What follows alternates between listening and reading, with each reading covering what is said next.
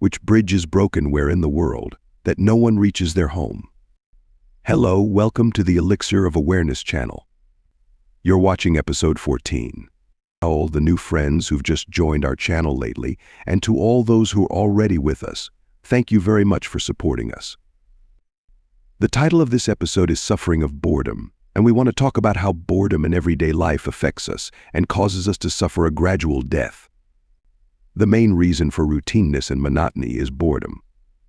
So first we need to explain and describe this issue of boredom a little more, because this description will help us to find a solution for it.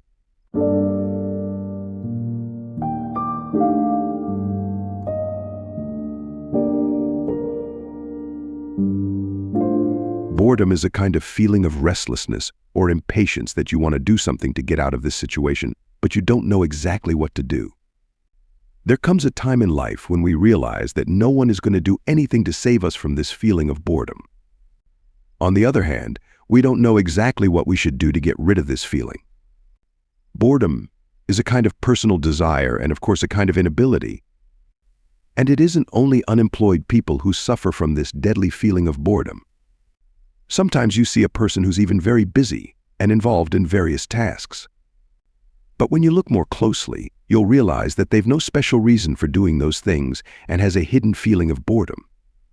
This feeling is so pervasive in today's world that it seems to have become the soundtrack of our lives. But if we want to describe this feeling to you in another way, so that its details are clear to you, we must say that it seems that time dominates us in a boring mood. In fact, we can't control time in our mood of boredom, and it's time that controls us.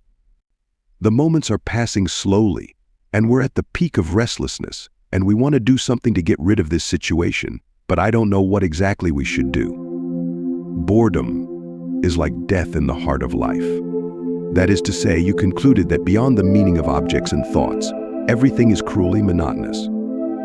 It seems that nothing is different from anything else, and this uniformity is the main reason for the feeling of boredom. There's a famous proverb that says that wanting is being able. But boredom is a situation that you want, but you can't. In fact, boredom is to want, but not be able to. We usually tell bored people to get out of this state and do something, for example, go for a walk, in such recommendations. But the problem is that they can't. In that situation, they want to do something to get rid of that suffering, but they don't know what to do, and they can't even do anything. The Roman philosopher Lucius Annaeus Seneca has a very good description of the feeling of boredom. He wrote somewhere like this: "How long? Repeated activities. Without a doubt, I'll yawn, I'll sleep, I'll eat, I'll be thirsty, I'll be cold, I'll be hot. Is there no end? Does everything just go around in a circle and repeat itself? After the day, the night will come. And after the night, the day will come. The summer goes and the autumn comes, and after the fall, there's the winter, and after that, it's the turn of the spring. Everything passes and comes back again. I don't do anything new, and I don't see anything new. In today's world, people seem to be alive, but they're dead. When all the days of the week are the same as each other, it's as if we died in the prison of time." 4 main factors cause the feeling of boredom in us. One of these 4 factors is monotony. When we're faced with monotonous information or experiences, we feel bored. The second isn't having a purpose and meaning. Sometimes we do new things, but because those things are meaningless to us, we feel bored. The third factor is the crisis of will. It means that even though we know what to do, we can't do anything. It means that our will is limited. And the fourth factor is the lack of connection between our challenges and skills. It means that we experience something that is either very easy or very difficult. Actually, there's no match between those challenges and our skills. If we always win, and even if we always lose, we'll be bored in both cases. Studies show that boredom is also related to age. You've probably heard this sentence from children and teenagers that I'm bored. And they say this as if they're really in great suffering. We want to say that research shows, yes, that they're really painfully bored and suffer a lot. Because people experience the peak feeling of boredom and the greatest amount of impatience from childhood to the end of adolescence. Now that we know this, we can ask an important question. Where do children spend most of their time? In schools, and in the heart of the educational system of a society. Now, maybe it's interesting for you to know that in some underdeveloped societies, when children are at the peak of vulnerability due to feeling of boredom, schools are designed in a way that is more like a torture center than an educational environment for a child. It's as if a child who's at the peak of boredom is mentally tortured and feels even more bored. Research shows that drug use has a very strong relationship with feeling of boredom. And some societies with this form of education system strangely make teenagers susceptible to using drugs. In this type of societies, unfortunately, the biggest factor in teenagers' tendency towards drugs is this wrong form of the education system. Danish philosopher Kierkegaard writes that boredom is the root of all the evils. According to researchers, for example, the feeling of boredom increases the possibility of a heart attack in a strange way. And also research shows that feeling of boredom is one of the main reasons for road accidents. That is to say, it seems that its importance isn't less than wearing a seatbelt and driving. Also, feeling of boredom can lead to unhealthy and excessive eating. For example, in depression, we lose our appetite. But in a mood of boredom, we happen to overeat to keep ourselves busy. In fact, we ransom our brains by feeding them sugar and fat. Another harm of feeling boredom is gambling addiction. And of course, you should know that gambling isn't just about going to the casino. Rather, sometimes we make risky and dangerous decisions in our personal lives that change our destiny forever. And the main reason for these decisions is this sense of boredom.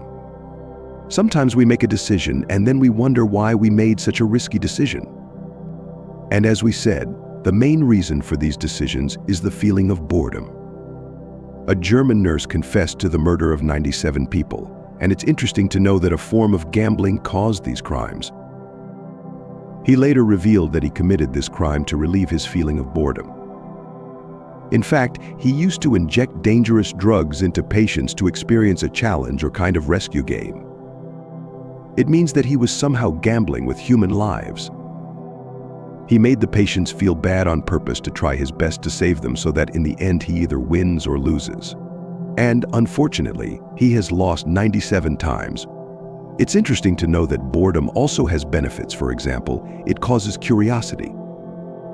This hidden force that makes us experience new things and works has also caused much of our progress. For example, imagine if our ancestors didn't get bored and some force didn't force them to search and discover new things and experience different things. And they were content to sit around the clan fire every night. What kind of situation were we now? To better understand the benefits of the feeling of boredom, let's tell a story. In the 17th century, a person named Humphrey Potter had a very terrible job. It means that his job was crazy boring. His job was to open and close the valve of the steam engine in a certain period. It's as clear as day how boring this work is. Open valve number 1, close valve number 2, then open number 2 again and close number 1. And all the working hours of this man were spent in a very boring way like this. But this suffering made him design a creative system with wood and metal that opens and closes valves automatically. But the story of Humphrey Potter continues in the world of science. For example, an interesting example is artificial intelligence.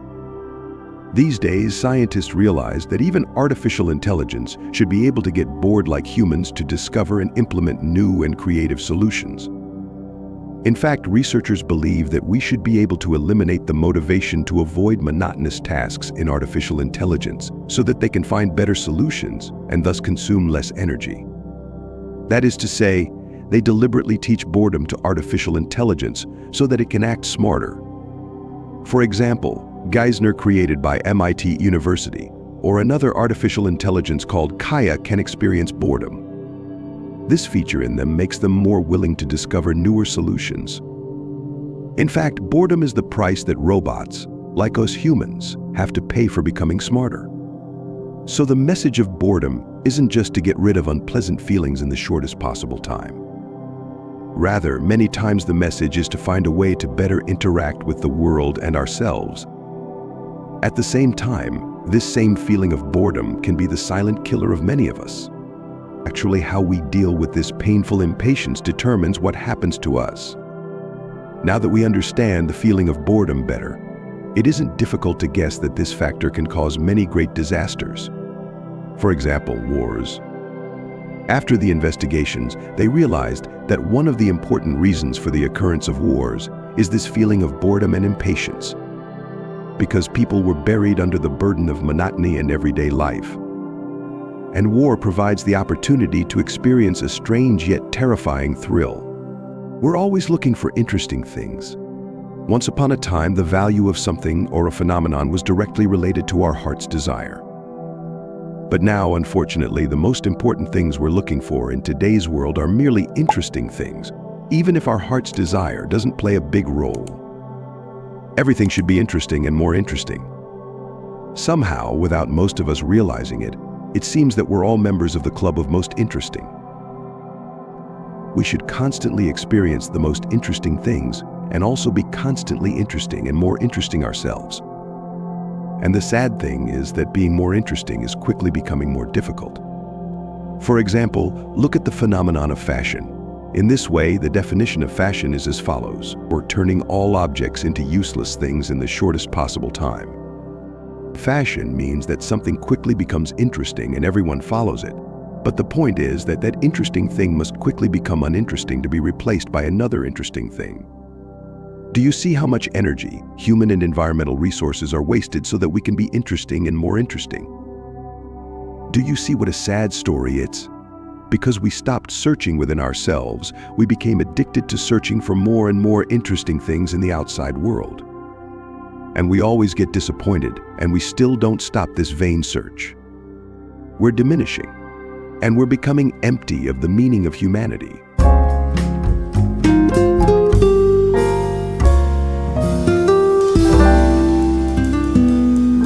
A man named Buckminster Fuller has a concept called the knowledge doubling curve. He tries to use this concept to show how knowledge increases. He says that until 1900, human knowledge has doubled every century.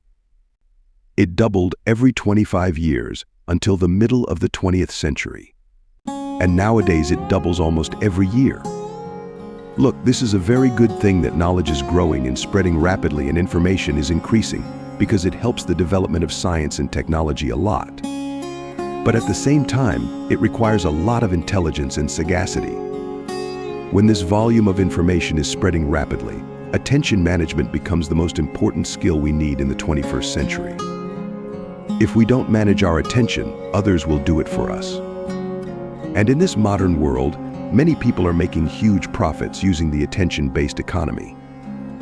Another point is that when the quantity of information increases, the quality automatically decreases. To understand this issue, pay a little attention to the Social Network Explorer section and see what quality of information is there. Or listen a little to the music that is produced with such a large volume and see what level of quality they really have. If you want to create something meaningful, you need time, you need to be a little bit slow. And you need to analyze deeply to reach the ultimate quality. And all this becomes possible with the experience of slowness.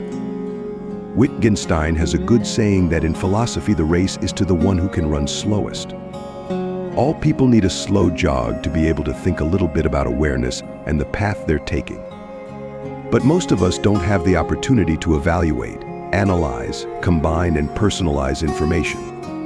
We're bombarded with a lot of information every day. It's like we want to drink water directly from the fire hose. Well, it's clear that it isn't possible, and probably our mouth will be damaged. And with this amount of information that flows toward us and confuses our minds, we don't have time to analyze and check the information. But what does this matter have to do with our discussion? Its connection is that boredom is interestingly the result of both high diversity and low diversity. There's a concept called the paradox of choice. When the number of options becomes too much for us, we're practically paralyzed and can't make a decision and choose. That is, the same thing happens that we experience when there's little information, and we feel bored and confused. In fact, even a lot of information can make us bored. Research shows that the explosion of information leads to an increase in boredom. For us, the internet has become a refuge to escape from boredom. And we go there and are bombarded with a lot of different information, and of course mostly of low quality. And we're constantly looking for a strong painkiller to get rid of the suffering of boredom, but it's ineffective and our suffering increases more and more.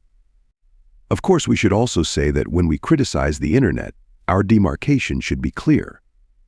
Certainly, the internet has very good benefits and effects, and we don't mean to limit the internet. Rather, the purpose is to inform about the optimal use of the internet. We're changing from active creators of meaning to passive consumers of experience. Here's a concept that the thinkers of today's technology era talk about a lot called connectionless communication. It means communication without connection. But what's the effect of this story? Until 2010, before the birth of social networks, the words boredom and boring were heavily searched on Google. But from 2010 onwards, a word quickly overtakes it, and that word is depression. Today we live in a world where every 2 seconds a person searches for ways to get rid of depression in search engines. See how much people have suffered, that they search for a solution on the internet. And many of us don't even search. That is to say, even though we're depressed and suffer from feeling of boredom, we spend a lot of time on social networks, and every day we try to open and like all posts and stories like a conscientious employee. We go from one post to another and direct all kinds of stimuli and information into our brains. To get out of our everyday situation, unfortunately, the situation is getting worse for us every day. The answer we give to boredom is the wrong answer. In a world that is so connected and loneliness is multiplying at a very high speed, the British government has decided to establish a ministry called the Ministry of Loneliness. It just seems this loneliness is distributed fairly among all of us, and it's getting more and more every day. Everywhere is filled with the slogan to love yourself and reward yourself. Well, this is a very good and correct thing. But let's see the other side of the story. To love ourselves, we've to be a little hard on ourselves. Just like the example of our children whom we love, and sometimes we're hard on them so that they become better people. But we only reward ourselves without being a little hard on ourselves. I just want to say that freedom is the result of will. Freedom means being able to limit ourselves sometimes. Freedom is related to self-limitation. That is to say, we're free when we can limit ourselves a little. Let's explain more about this. When we leave ourselves free to experience anything and any kind of stimulus, then we're no longer free. Because then we're captive to all external stimuli. Then we no longer have originality and we aren't a free human being. Because we became addicted to a series of interesting and vulgar things, and the dosage of our addiction is constantly increasing. Even if we think wrongly, we're free and don't realize our captivity. So, as we said, freedom becomes meaningful when we can limit ourselves sometimes. We misunderstood many things. For example, this slogan, "Live the moment now." This is a slogan that we see everywhere, even on soft drinks cans. But sometimes our understanding of this sentence is very wrong. Because for us, the slogan "Live the moment now" means drink that soft drink regardless of what harm it can do to us. Is it true? But this slogan "Live the moment now" can also have another meaning, which we'll explain in more detail and continue because it's very helpful. Loving yourself requires a little strictness towards yourself. Searching for an external stimulus to achieve peace, unfortunately, leads to the search for more and more other stimuli. One of the important philosophers who's dealt very well with the subject of boredom and tried to find an answer to, it's Mr. Martin Heidegger. Heidegger made an intellectual and philosophical effort to save people from everyday life. He tried to describe this issue well and find a good answer for it.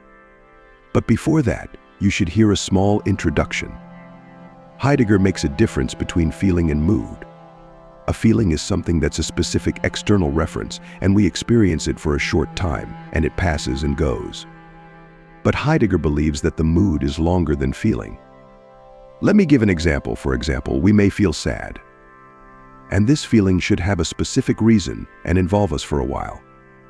But at some point we may have a sad mood, that is, we're generally sad. The difference between this mood and the feeling of sadness is that it draws an invisible curtain over all external events. It means that we may be sad and someone tells us a very funny joke, but we don't show any funny reaction. Because that inner sadness makes that joke not funny for us. In fact, the mood is what makes our interpretation of the world and people change. As we said, it seems to cast an invisible curtain on everything. Heidegger thought that mood precedes interpretation. That is to say, when people experience different moods in different situations, it causes their interpretation to find a specific direction. For instance, a person is angry, and this makes them even more angry with a small thing. So as we said, the mood precedes the interpretation. That is to say, the mood is like a filter through which the information of the surrounding world passes, and when they enter us, they take on the color and smell of that mood. And we've different moods in different situations. But what does this theory have to do with feeling of boredom? Look, the feeling of boredom is a strange mood and has a fundamental difference from all other moods. And the difference is that the mood of boredom is a kind of mood of lethargy. That is to say, boredom itself is a unique mood that makes us not experience any other moods for a while. And here a very interesting and important point is revealed, so please listen carefully. The thing is that boredom has an advantage because, as we said, it's different from other moods. The moment we experience boredom, we experience a moment of lethargy at the same time and the rest of the moods go away. And the main point here is that we've this exceptional opportunity to experience that external stimulus in a purer and more real way. That is to say, it's without any filters or additional effects. Just like a raw photo in the world of photography. Do you remember when we said that boredom casts an invisible curtain on the rest of the moods?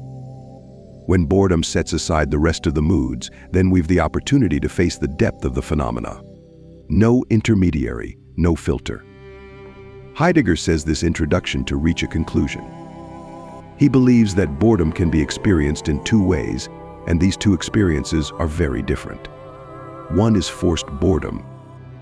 That means, for example, we live in bad conditions and we're faced with a series of wrong painkillers or external stimuli, and we suffer more and more every day.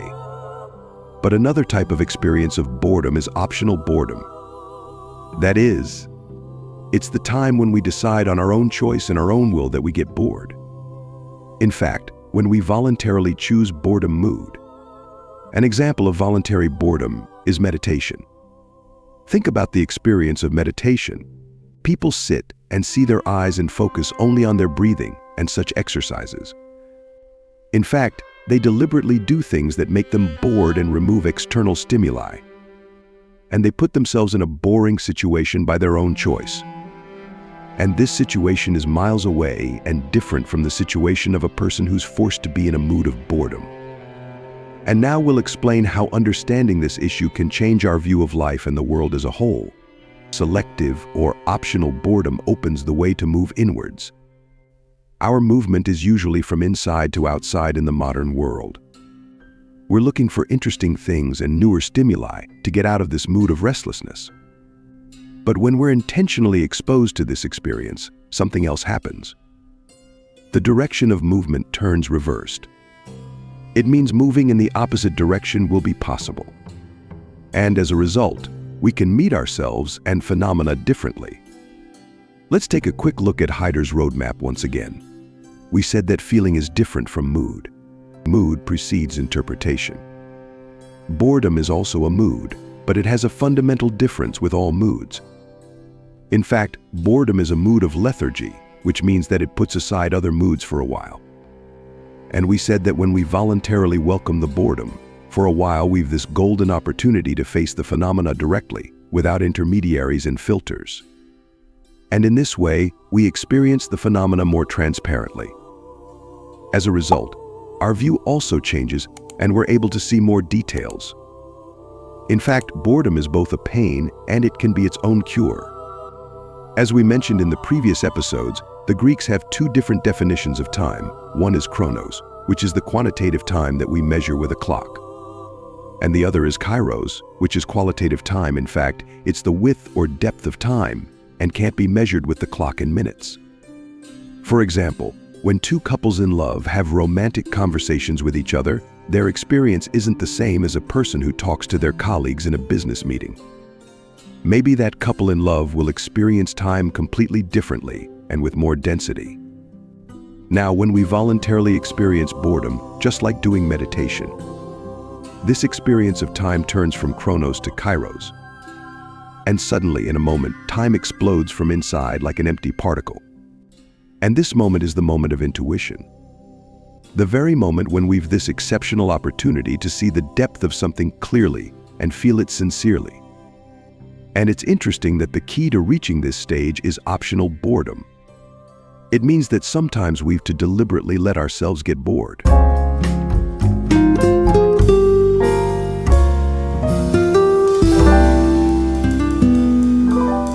A philosopher named Martin Buber makes a very interesting and surprising distinction between two ways of seeing the world. He believes that there are two ways to face the world. One method is I and it. That means we face one. With one thing or anything. It can be a tree, an animal, or a book. It means that everything is just it. And there's no relationship, and only that thing is a tool for us, so that we can control it and use it for our benefit. But another relationship is I and you. Here we face with a you, not it. With a being that has a personality. And this is where the relationship is formed. What the modern world has done is that it has given us only one way to see and face people, phenomena, animals, the environment, etc. And that is the first method of I and it. Not I and you. It means that everything is either an enemy or a tool for us. And no connection is formed, and we don't attribute any personality to the world, people, and phenomena with this method. But why do we say this? Because if we bravely accept boredom mood, one of the positive effects it can have is that it can change our relationship from I and it to I and you. It means that our relationships with phenomena, the world, and people will become deeper, clearer, and more colorful. Exactly when we pay enough attention to a phenomenon. And of course, the necessity of this happening is that first we voluntarily experience boredom mood. Then gradually phenomenons can show us other aspects of themselves. And in a special and golden moment, even the most ordinary things may become one of the most amazing things in our eyes. Probably also you've had many different experiences, and now you're thinking about them. Have you ever thought about anything, such as a phenomenon or an animal or a word or an object, or a specific subject, and suddenly you discovered something extraordinary and new about it? This is a very amazing experience. Many things are boring but really exciting. And this is a strange and fascinating paradox. When we occupy ourselves with different types of stimuli in the world, we lose something important. We lose the meaning of life and the world, as well as ourselves. You probably know John Cage. He's an amazing musician.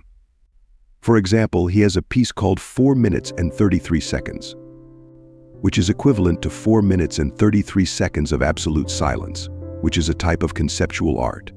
In general, he's a cool person. A writer named Mrs. Jenny Odell tells about her experience at one of John Cage's concerts. John Cage has many strange concerts. In one of John Cage's live performances, this lady is present and observes something interesting. All the instruments used in this concert were a series of common objects around us. For example, a musician was sitting behind a typewriter. A person used an electric mixer to produce sounds at certain intervals. Or someone would make a sound from the cards. Jenny Odell explains that in this conceptual performance of Mr. John Cage, she realizes how these ordinary and insignificant sounds around us can be harmonious and amazing with each other. The concert ends, and on the way back, she notices that she hears some sounds that she didn't pay attention to before. For example, the sound of people's feet, or the sound of shaking tree branches, or the sound of whiz neon signs. And then she asks herself why she didn't hear these voices before. But in fact, it was because of the sensory experience of John Cage's apparently boring performance. The world was the same before this. That street was the same as always, but just her sensory experience changed and she could hear new sounds. It seems that most of us are suffering from blindness and deafness and general numbness due to neglect. We don't feel many important things around us these days. As we mentioned, it's enough to see and understand the depth of the phenomena instead of the surface. Then our view of different things can change. And as we said, the introduction of all these things that we said is the optional experience of boredom. But in response to what is the solution of how to get rid of the pain of boredom, we must say that the solution is to attention to the small things that are around us. While we're looking for great and very interesting experiences to get rid of this feeling. But all we need are the ordinary things around us. All we've to do is make the familiar things unfamiliar again. It means we've to defamiliarize ourselves with the things around us. There's a phenomenon in our world that has made people feel very bad. And it's obsoleting new things. It means that even things that are fresh and new immediately become old due to the consumerist culture of our world. If we can't have fun with these little things around us, we won't be happy in any paradise. And basically, the way to increase the quality of life is to be able to see the world with eyes that recognize the hidden beauties right here and now. We should just pay more attention to the simple but amazing things around us.